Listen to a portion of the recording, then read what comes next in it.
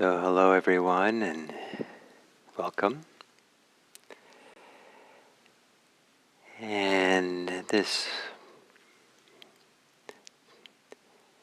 mindfulness that we're exploring and discovering, it's always a discovery. This Dharma that we're discovering here and now is always a discovery. It's always a feeling that, not a feeling, but we never bother, never go to the effort of thinking that we've seen it before.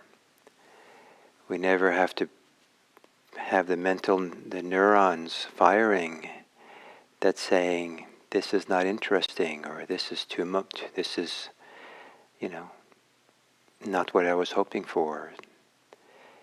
All those kinds of ideations are not needed in the simplicity of just here and now as something to be known, to be experienced, to be felt in its radical simplicity. And yesterday I offered this teaching about just the ouch and the ah, without needing to analyze what the ouch is or what the ah is, or think about its past and its future and what to do about it. Keep it that simple. The other very radical simplicity of this practice is to be with the experience, the ouches, the ahs, the knowing of it, whatever the experience is, even if it's not ouch or ah. But to be with it as in the changing river of time, to be with it in the current of how things are always flowing past or through. It's kind of like, a little bit like we're standing in a river, and maybe we're standing, but in the moment, right with us, the water's always flowing by. And to stay in the flow of the present moment as it comes from the past in a sense and goes to the future, or comes from the future and flows back to the past, whatever your metaphor might be, just right here in the changing nature. And what's interesting is that this principle, this being grounded as best we can here and now in the changing, flowing nature of it, is that what we discover is the ways that we freeze the moment, the way we resist the change, the way we step out of that flow by thinking, by wanting something different, by remembering the past or the future, reacting to something, wanting to analyze it, figure it out. These movements out of the river of time, out of the river of change and movement and flow of what's happening. And that flow of change that we tune into is both the change of experiences that they come and go, and new experiences come that weren't expected maybe, and they're there for a moment and something else comes. But they also involve the changing nature of the knowing itself. Knowing is a little bit fickle. Knowing jumps around and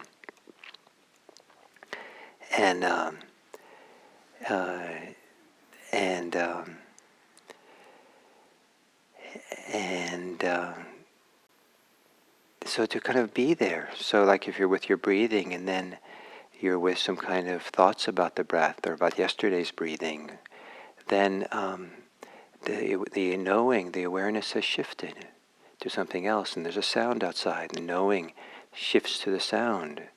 And is it the knowing that shifts and moves? Is it the sound that moves, that comes to you, is moving?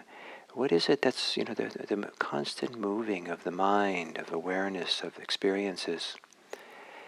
Not to be straining to look for it, that's just more kind of freezing in the flow, but relaxing into the very simplicity of the experience here and now, to know it for oneself.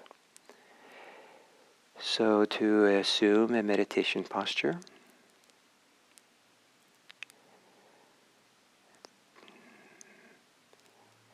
posture of confidence that yes, maybe with a yes, yes, I will sit here. In a sense, standing in the ground, standing in the middle of the river of time. Yes, here's where I'll sit, be present with confidence. Taking a few long, slow, deep breaths.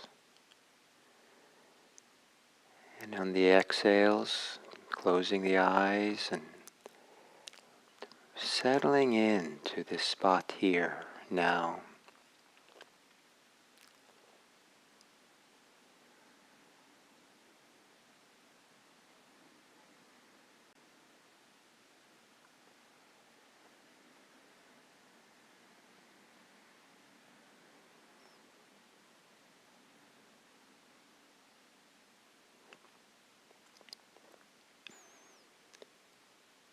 And letting your breathing return to normal. And continue on the exhale, on the inhale, to feel your body, feel where the holding is. Maybe holding tension is a little bit of an ouch. Feeling that on the inhale and the exhale, letting your body relax, soften.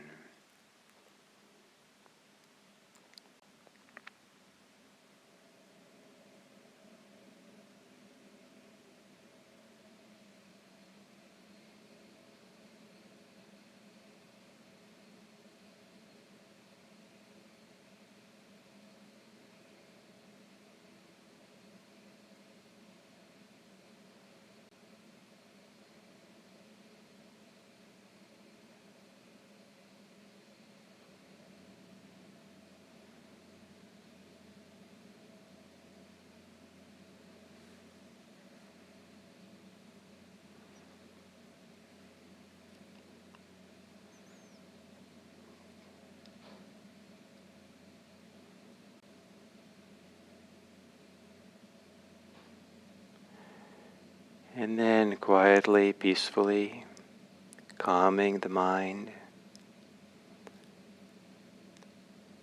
relaxing the thinking mind.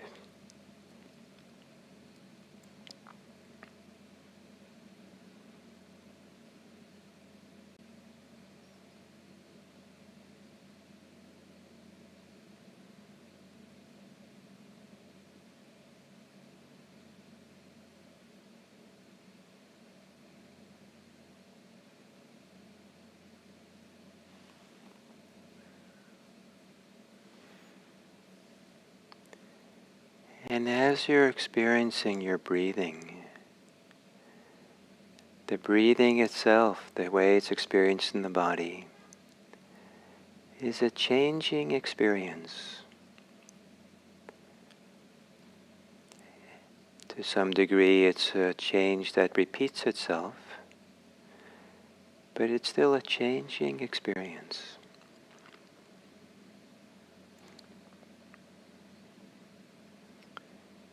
And spend some time now centering yourself on the changing nature of sensations connected to breathing.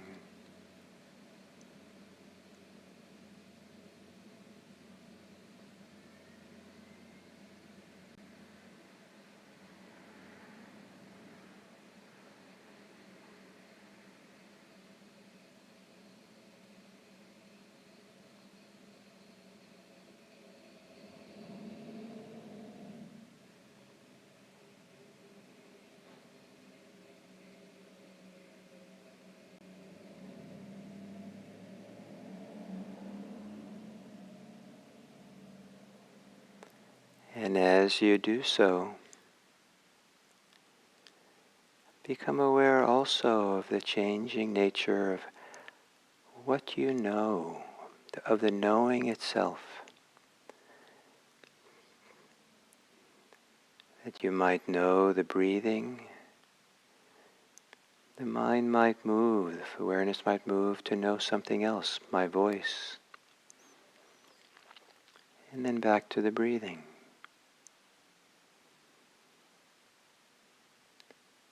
Stay centered on the breathing, the changing nature of sensations. But be aware as well of where the knowing is and how the knowing might come and go and where it goes. It too is changing. Don't worry about the change. If you can just know and see the change.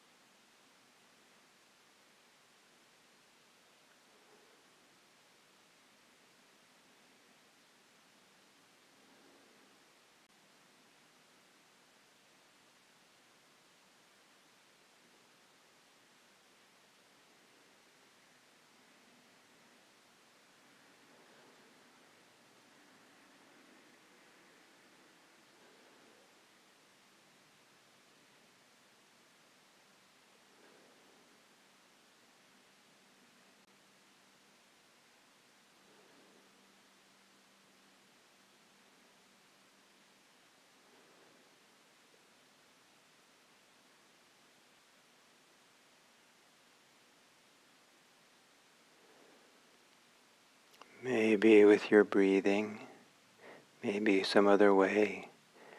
Know how your experiences in the moment now, here, are changing. And be aware of how your knowing itself shifts and changes. And these two changing things, our experience and our knowing,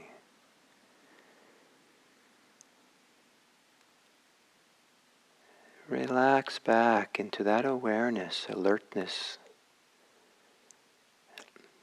that can allow this to flow along in the present moment. The shifting, changing nature of experience and of knowing.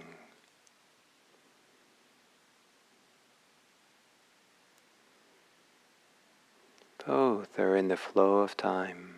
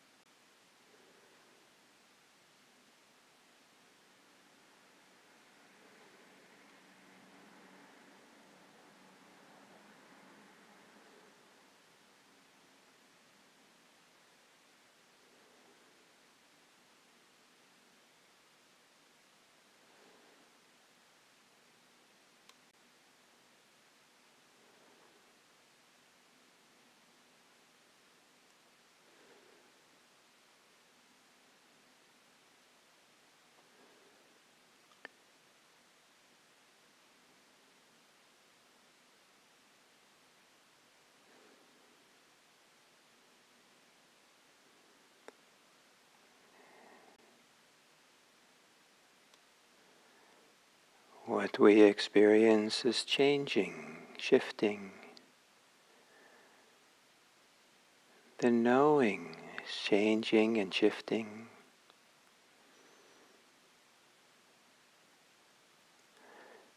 Both the known and the knowing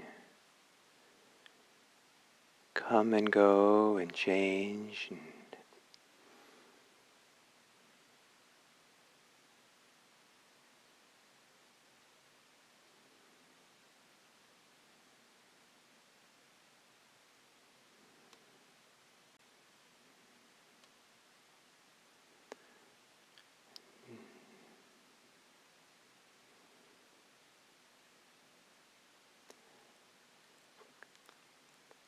Calmly being aware of change.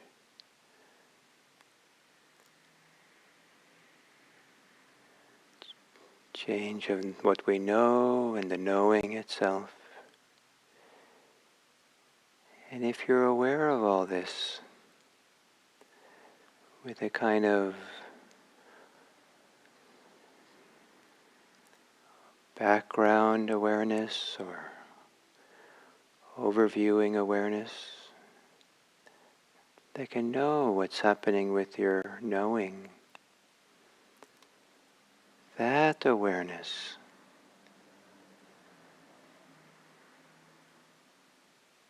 is maybe where freedom is found.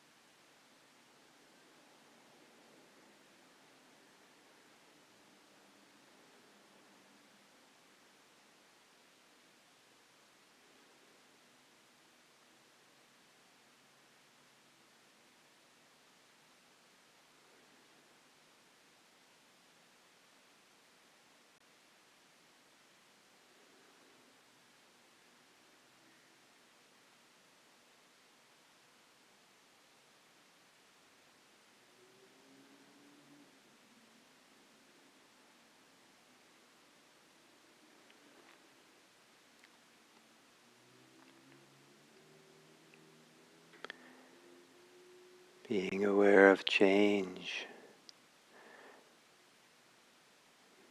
the shifting, moving, inconstant nature of our experience. Being aware of it and resting in that awareness. Kind of like you're not standing in the river, but floating in the river of change. Carried along in the current.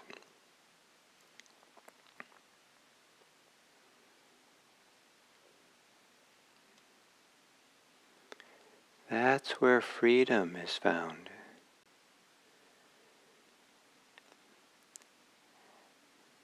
or that is where you can feel that you're resisting or change or stuck and not moving along with change.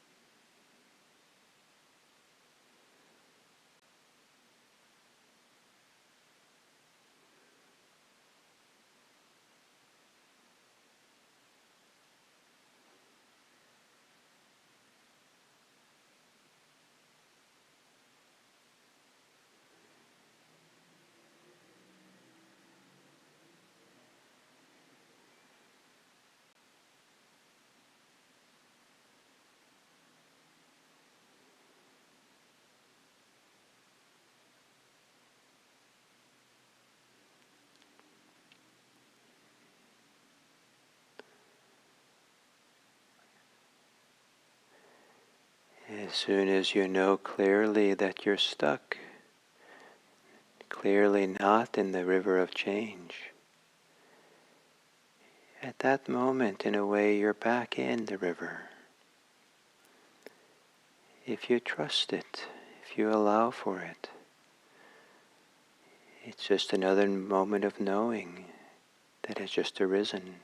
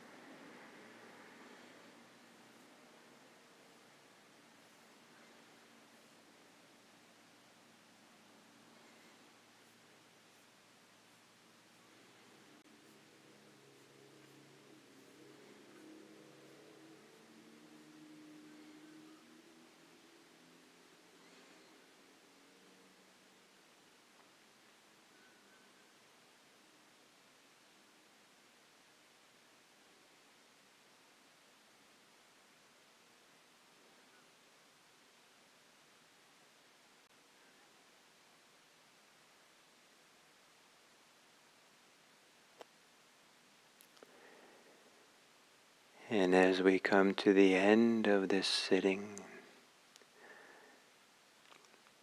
the end is just a continuation of change and comings and goings. Just another moment in the river of time that's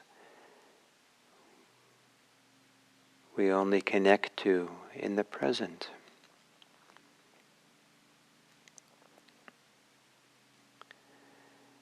And to be at ease in this river, to not freeze it or be stuck in some way, not hang on to the branches on the sides of, hanging over the sides of the river, to be available for the changing nature of this world, where the present moment is not static, but dynamic.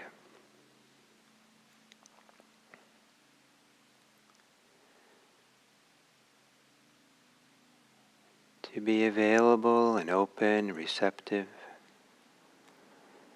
and to see that it can be that stance, that way of being, can be a gift for how we are in the world. Certainly many of the other ways of being is not a gift. But to be present and available, aware and attuned to how things shift and change, and to be present to feel it, to sense it, is a way of connecting more deeply to other people and to our life. May it be that the freedom of our awareness, our ability to be aware freely, with freedom, allows for a wonderful channel of our care and goodwill to flow into the world.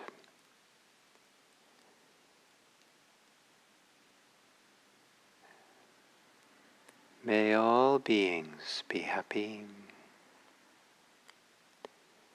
May all beings be safe.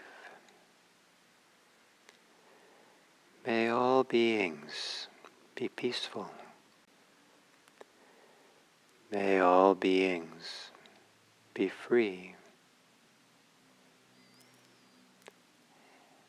And may our ability to be mindful, aware here in the present,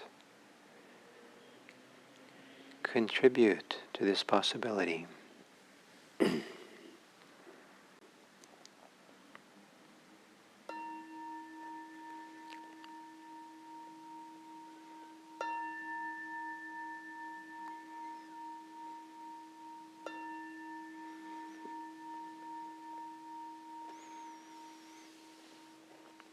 Thank you.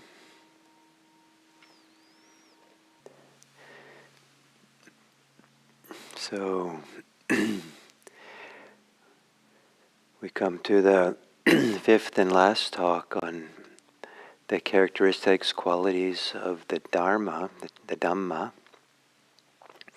that has been well spoken of by the Buddha. So to some degree it's talking about his teaching, but it's also talking about what his teachings, what his Dhamma is pointing to. What the Dhamma is the truth that we're discovering through this practice. And it's also the way we discover it, the means by which we discover it. And this combination of the means of what we're discovering and what we're discovering speaks to this intimacy, certainly of mindfulness practice, but also the intimacy of the means and the goal.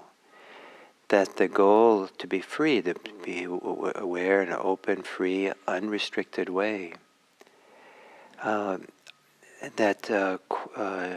doing it completely, but in partial ways, beginning to live that goal in the means, to practice being present in a clear, direct, full way here.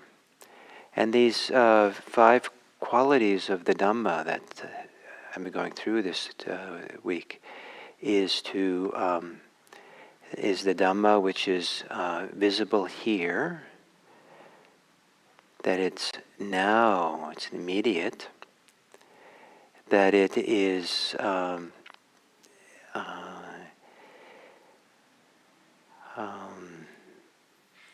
inviting inspection, inviting us to see, come and see.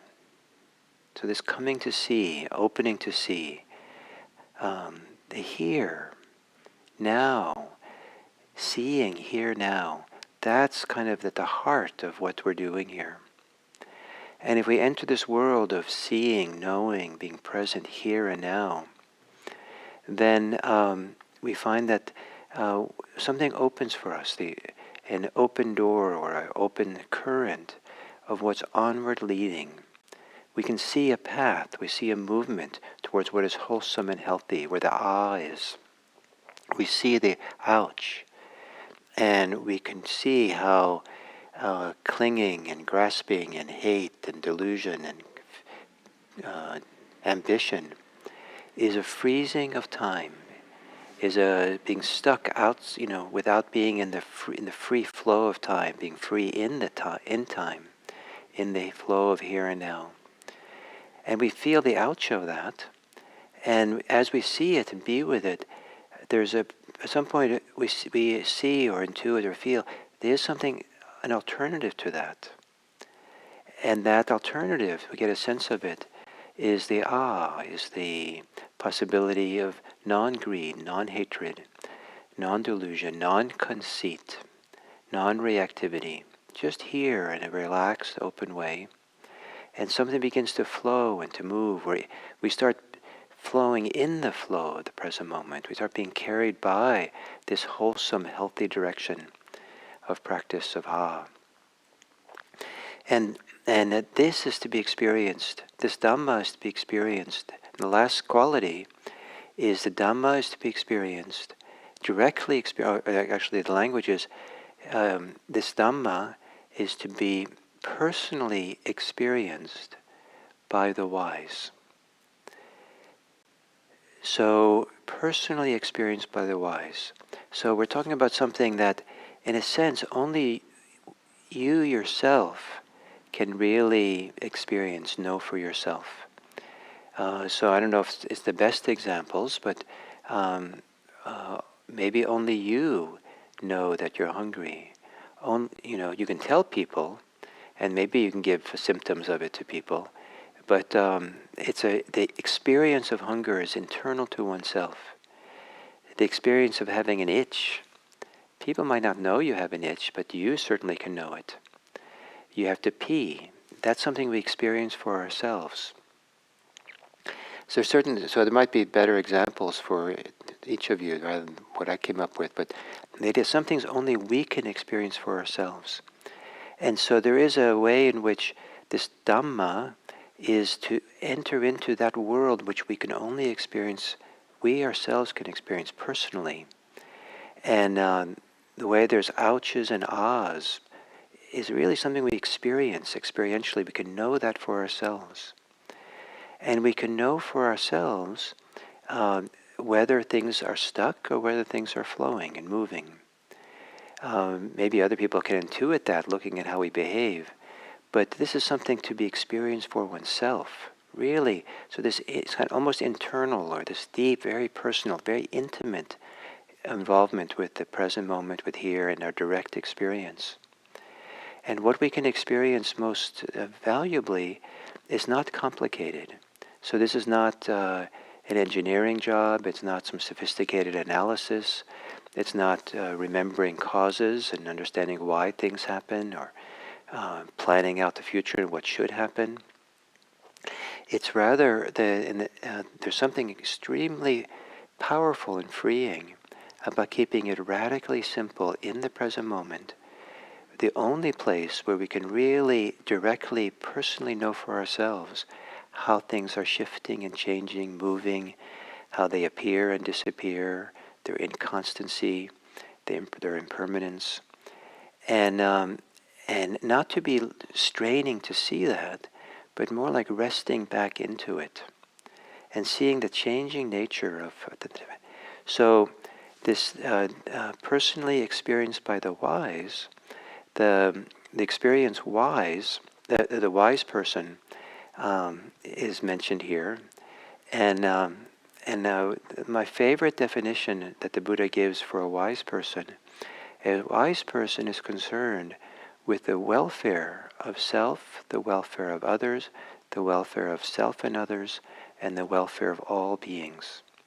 And I think it's such a beautiful definition of wisdom, because it doesn't require opening up all the Dharma books and learning all the lists and all the teachings. It's more of an attitude, it's something that arises within. But as the practice deepens, a wise person, part of the reason a wise person is interested in the welfare of everyone, including oneself, is because in the direct experience of the moment, we see very clearly this ah and ouch. We can feel the movement to the ah, to where welfare is, where well-being is, where peace is.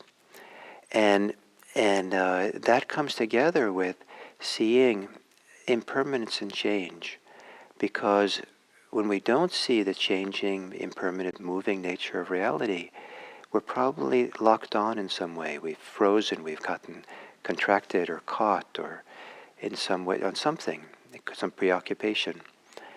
And maybe trying to think about how can things really be inconstant and changing so much?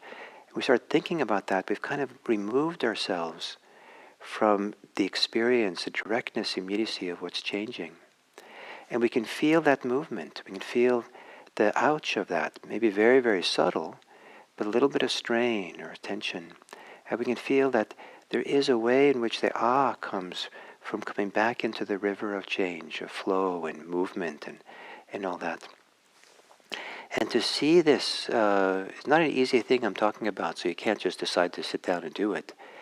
But as a practice deepens, and as we settle in more and more and feel more confident and more at ease and more able to kind of stay mindful of the present more continuously, at some point this opens up for us. We start seeing the changing nature of our experience, the changing nature of our knowing of experience.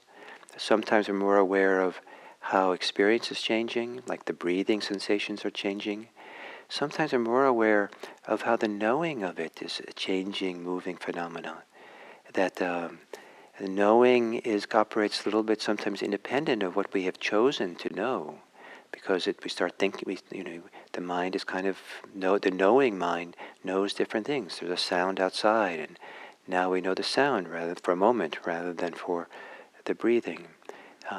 There's a thought about how much time is left in this meditation, and we know that, and then we're back into the breathing.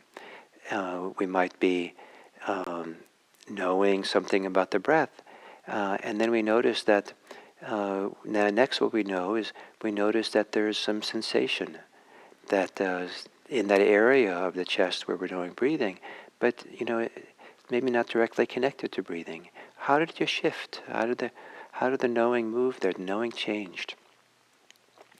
And all this knowing of change is at the heart of what some people are called and translated into what's called vidya in Pali. And vidya, some people translate as true knowledge. Vidya is liberating knowledge, the liberating understanding or knowing. Vidya is the opposite of avidya, which is ignorance. So if we use ignorance, and the opposite in English, I guess, would be gnosis. But knowing, understanding, seeing. And so a wise person is a vinyu, the word is connected to this word vidya. And so someone who knows what's beneficial, knows what welfare is concerned with it, and can see that in the direct moment of being attuned to the changing, quiet, flowing nature of phenomena. And in that awareness of that, not looking for freedom, but in the awareness of all that, freedom is revealed. A letting go and non-clinging is revealed. To be personally experienced by the wise, to know for yourself from the inside that the mind is not clinging to anything, attached to anything, holding on to anything, at least for a short period of time. Trusting that, finding that, being that, is this art of this Dhamma that the Buddha is talking about. So we have this the Dhamma.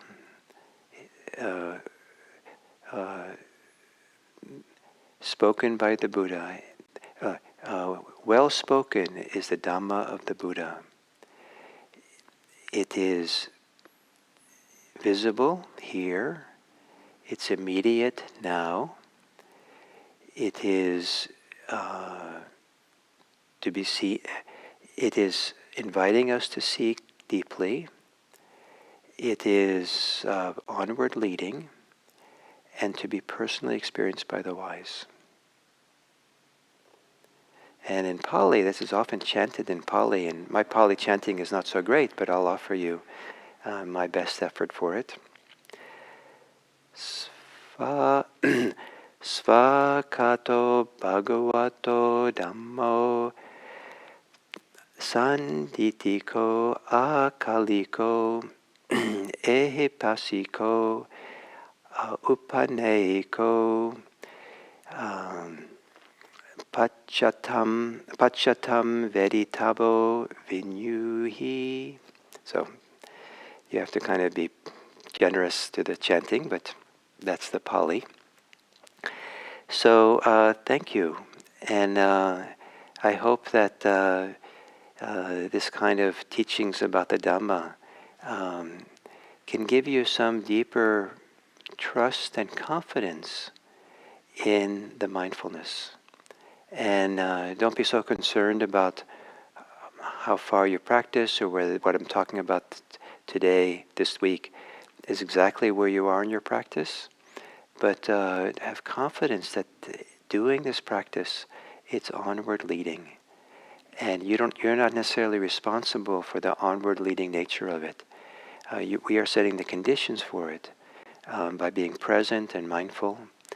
And then when the time is right, the Dhamma is onward leading within us. And may you become a wise person, free, liberated, and concerned for the welfare of all. May all beings be well. Thank you.